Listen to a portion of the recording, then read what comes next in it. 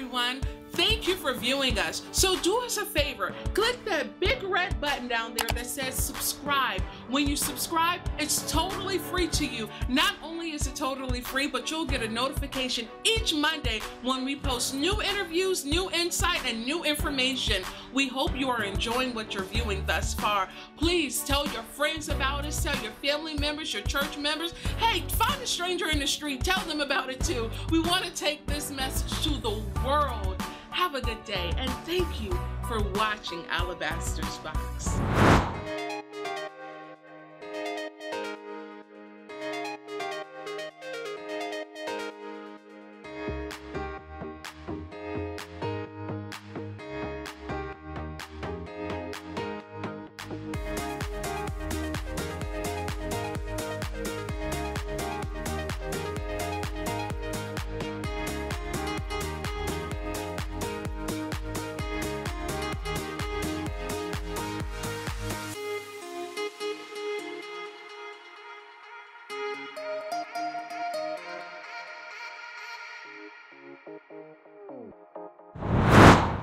Thank you for tuning into Alabaster's Box with Tiffany Hayes, where we are inspiring and enriching thoughts. So today, guys, we have a thriving mid-20-year-old woman who is a certified trainer, personal trainer, and a nutritionist, Miss Susan Ottey. Hi.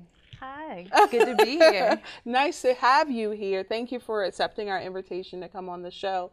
And so I know that you are very, very good at what you do, as far as a certified trainer and a nutritionist and everything of that nature. Tell me, how did that become a passion of yours? So I was always a very active kid, always outside, always wanted to ride my bike. And I got into organized sports in middle school and then into high school. And I ended up being a Division I track and field athlete. And one of the things that I kind of learned as I was in college and having these resources around me was that I really had no idea how to fuel my body or how to treat my body to meet my goals. And it was very interesting, like looking back, like in high school, there's 2 weeks of nutrition class, there's like one section of health class, and they really don't teach you much about how to actually fuel your bodies for the goals that you're trying to achieve.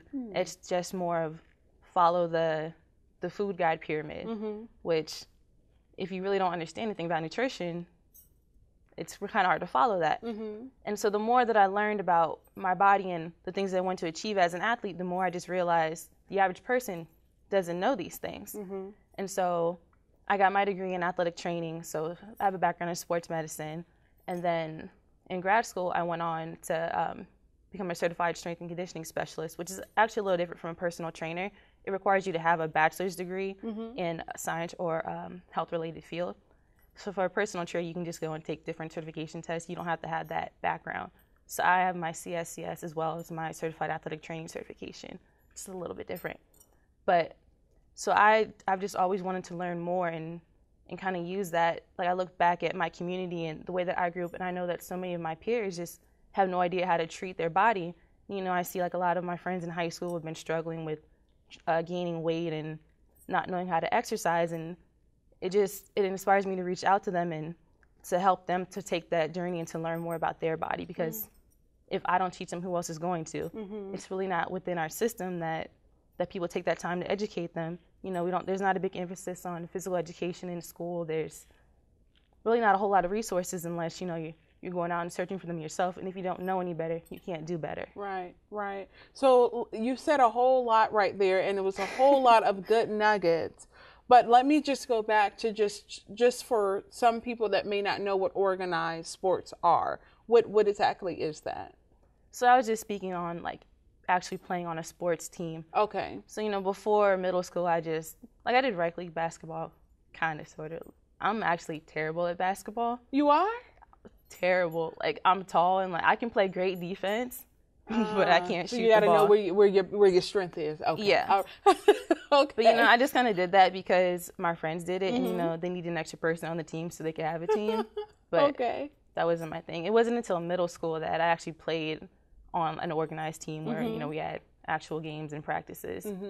Okay. So let me touch on the pyramid next. So, of course, I remember looking at the pyramid, and as long as I had my veggie, my fruit, my meat, fish, or what, really fried chicken, but as long as I had that meat in there and a roll, then I felt like I was good. But you're saying that it goes beyond the pyramid. Yeah, and so they have serving sizes up there, but how many people really know what a serving size is? Yeah. Do you know what 4 ounces of meat looks like?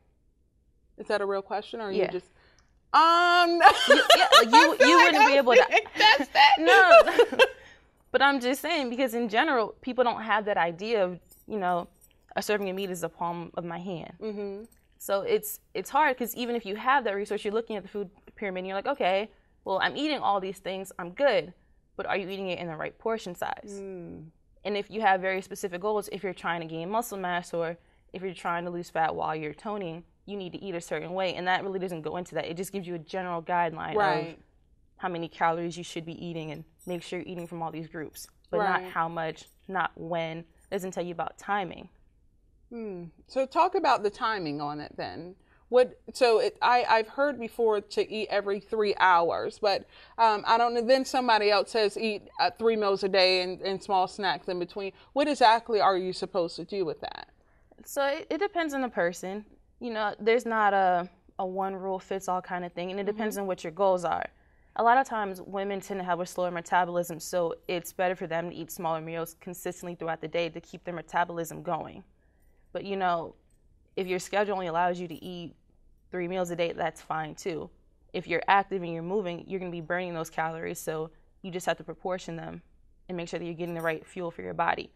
So again, it depends on you and what your goals are. It's not a one rule fits all. But in general, if you're trying to lose weight, you want to stay away from more of the processed carbs. And even at that, so your starches, so rice and potatoes, you can have those in the right proportion, but you want to time them around your workouts, because your body needs those carbs. They're an immediate source of energy. So having them pre-workout and then post-workout so that you have the continued fuel is when you really need them. But at nighttime, before you go to bed, do you really need that rice?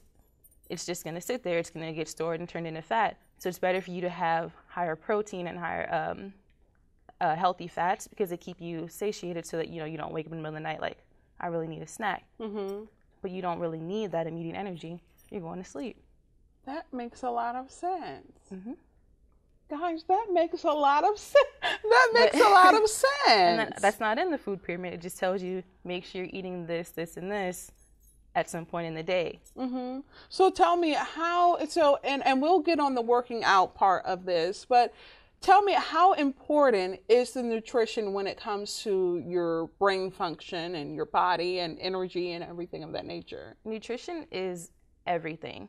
So whether you're trying to gain weight or gain muscle mass or lose weight, it really starts with what you're eating and how and when.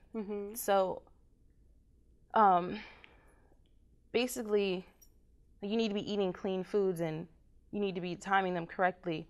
But I kind of forgot the question. Well, how important is nutrition? Yeah, so I had to repeat that question. She forgot it. She's good. No, I go off on tangents and I forget that. It's all good. It's all good. Passion. Yeah. But nutrition is everything. So you want to exercise, obviously, and it has the health benefits. But as far as weight loss and controlling your weight, nutrition is really all you have to have in check. So if you're eating less calories, so you're burning more than you take in, then you're going to lose weight. You're going to maintain weight. But if you're eating more of those calories, you're going to gain weight. So really, you don't have to exercise. Don't ever, take that to heart, because you should exercise. There are great health benefits to it. Is it bad that I just smiled in my head when you said that? You smiled in person too. I saw the little smirk on your face. There are great benefits to exercising. You should exercise. But as far as weight control, if you eat correctly, you don't have to lose weight. That's what I'm trying to get at. Okay, so of course, we know that exercising it's needed. And although I shouldn't have smiled when I really did smile, but what coupled with nutrition and physical activity, what is the benefit for that? So physical activity, strength training is amazing for your body. The more muscle mass you have, the more calories you burn even at rest. So you can eat more and not gain weight, which is everyone's, goal. I want to be able to eat that donut and not store it as fat because my body's burning it off by just sitting here. So increased muscle mass burns more calories, and strength training also helps with bone density, which is really important for women, especially as they age. They tend to get lower bone density. So doing impact exercises, it helps you to keep building up that bone mass. Okay. So the more impact you have, your body, it has to keep rebuilding it. So you get little holes, and then your body fills it back in. So your bones keep getting denser rather than getting thinner as you age. Okay. And that's really important for combating osteoporosis and other bone diseases such as that. Okay. And then, so it keeps your metabolism going because you keep burning those calories. Your body keeps needing more calories. So it keeps your metabolism going. Even as you age, people's metabolism tends to slow down. So there's a health benefit there. So what are compact exercises? What are some examples of those? So impact exercises? Or impact, yeah, and combat, like we're fighting. But what are impact exercises? So things where you're moving your body, so not stationary.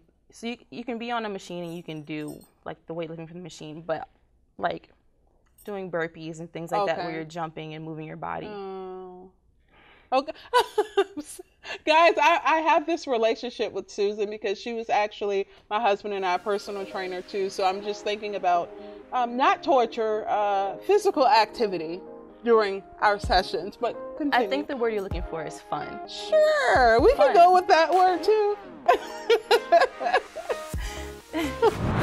That is harder to me is when I have those clients who want that change but aren't committed to making the change. And I find it's like almost I can take it personal because I want to. Hi everyone. Thank you for viewing us. So do us a favor, click that big red button down there that says subscribe. When you subscribe, it's totally free to you. Not only is it totally free, but you'll get a notification each Monday when we post new interviews, new insight, and new information. We hope you are enjoying what you're viewing thus far. Please tell your friends about us, tell your family members, your church members. Hey, find a stranger in the street, tell them about it too. We want to take this message to the world. Have a good day, and thank you for watching Alabaster's Vibe.